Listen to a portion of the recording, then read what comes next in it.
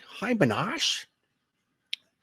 Take Kevin Brennan's $1,000 up front, then swerve him and just be super complimentary about Anthony the whole way through.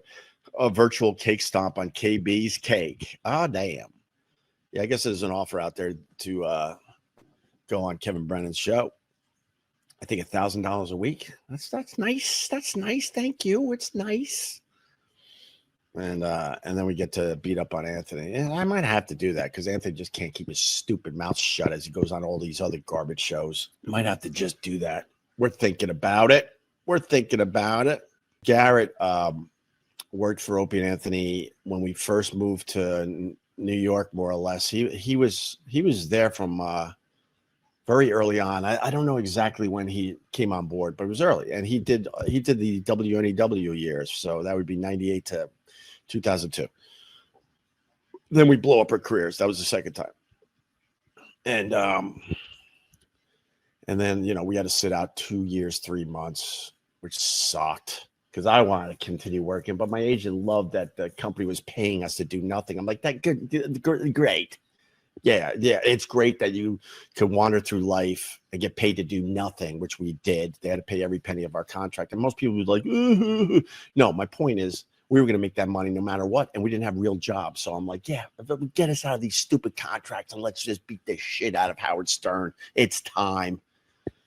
But my agent, I think he was kind of motivated by his share, and we sat out the whole 2 years, 3 months, which is crazy. I think there could have been something in there where we could have got out of that dumb deal.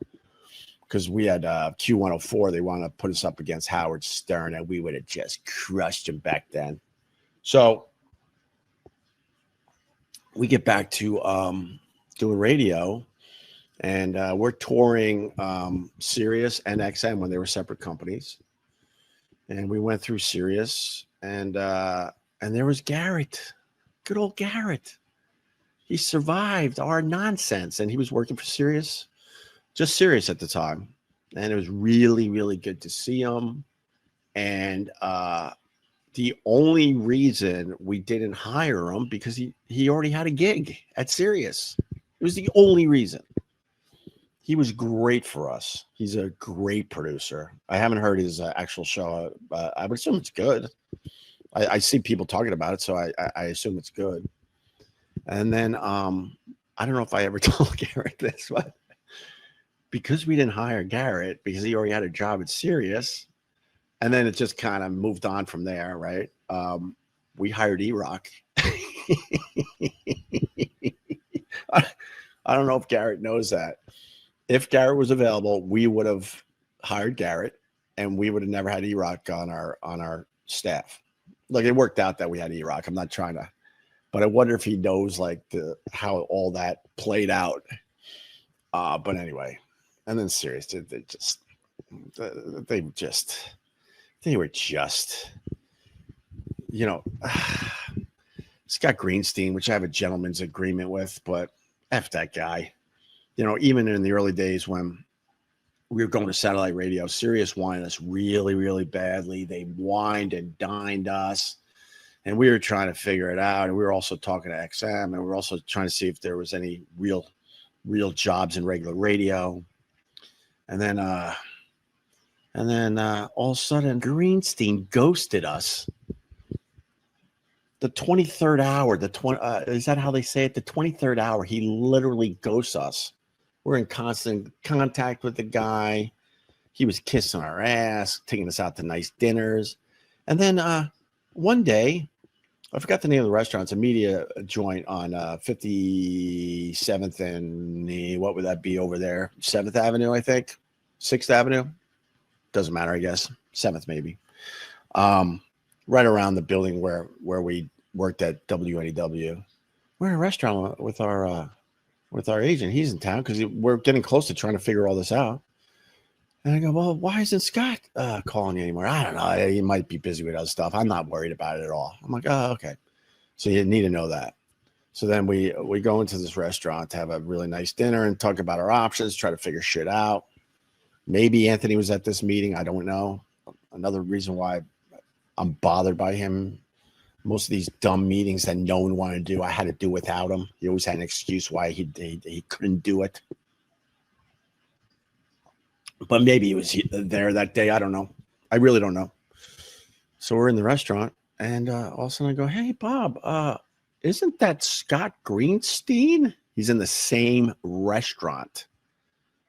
And Scott Greenstein made believe he didn't see us. And it was so insanely awkward that our own agent didn't even go up to the guy while he was in the same restaurant. I'm like, but he's right over there. Why don't you see what's going on? And Bob, I think Bob at that moment realized, oh, shit. Oh, shit. This deal is dead. And the reason why the deal was dead was because in the last hour of our negotiations, they got the great news that they were going to sign Howard. So at that point, they're like, we don't need Opie and Anthony. We're going to get Howard Stern.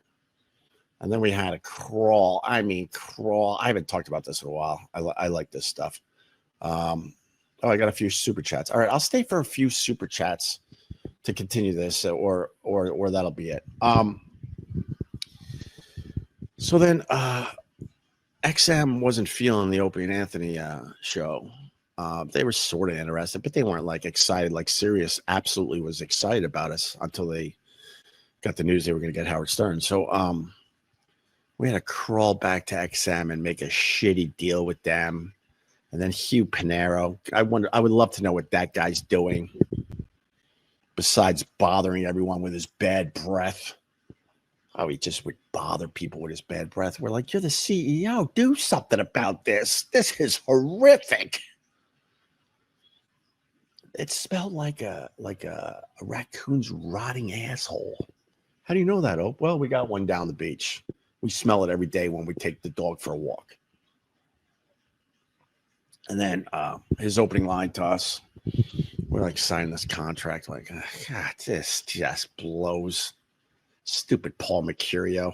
That's what I was thinking at the time. I'm like, thanks, Paul. Now we got to sign a shitty deal because you had a grandstand.